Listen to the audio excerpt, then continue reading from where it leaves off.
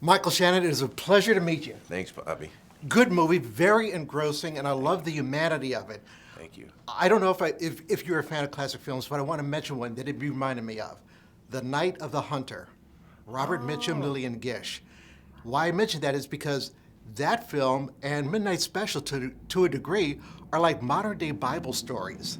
Oh, yeah. The way they're constructed. Now, you're the son of a little boy who has an extraordinary supernatural gift. Right.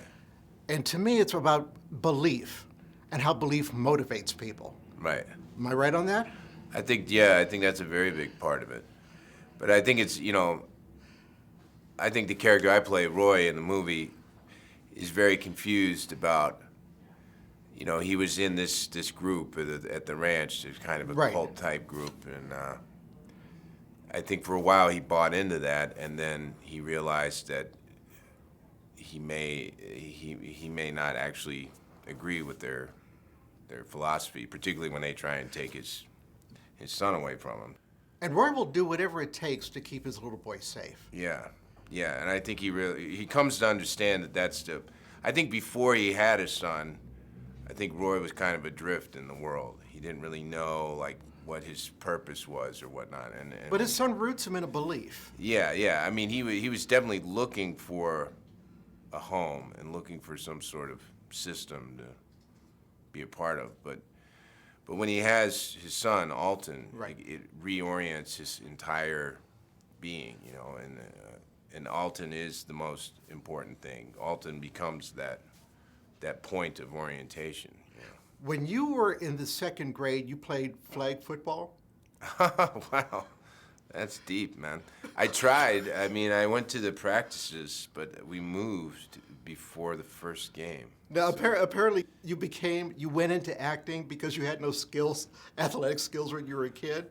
Yeah, I didn't really. I mean, I grew up in Kentucky, which is very competitive athletically.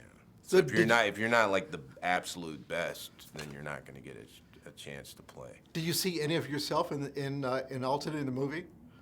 And your young self, your little boy self? That's really interesting. I guess, I mean, it's hard to say without sounding like a little obnoxious. I mean, I don't look back at myself and say, yeah, I had superpowers or something. But I was a very quiet kid, and I feel like I was very conscientious about, other people, and that's what my mom always told me. 2006, World Trade Center. I had to review that movie. I went to see the movie. There were two actors who had small roles in the movie who really stood out to me, and I stayed through the end credits to get their names. You were one. Viola Davis was the other. 2 years after that, you made other movies that put you on the red carpet because you got Oscar nominations. And there you were at the Oscars sitting behind Kate Winslet. Your career, has it been what you hoped for, or has it surpassed what you hoped for? I've never in a million years saw any of this coming. I mean, like you said, to go from flag football to this is pretty mind-boggling. I know, and it's not in my family, it's not like I come from an acting family. It was a total anomaly that I got into this to begin with. It was kind of a fluke, So to Maybe a fluke for you, but Right. we're glad you went into it. Well, it's funny how that works. I mean, maybe it makes you believe in fate or something like that. Are you Elvis in an upcoming movie?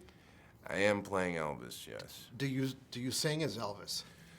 No, not You're in a really. band, right? Corporal? I am in a band, yeah. Do you sing But- in the band?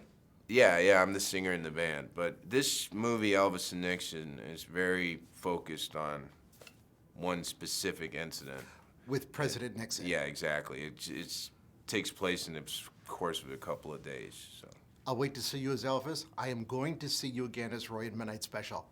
Excellent work, a fine film. thank you so much.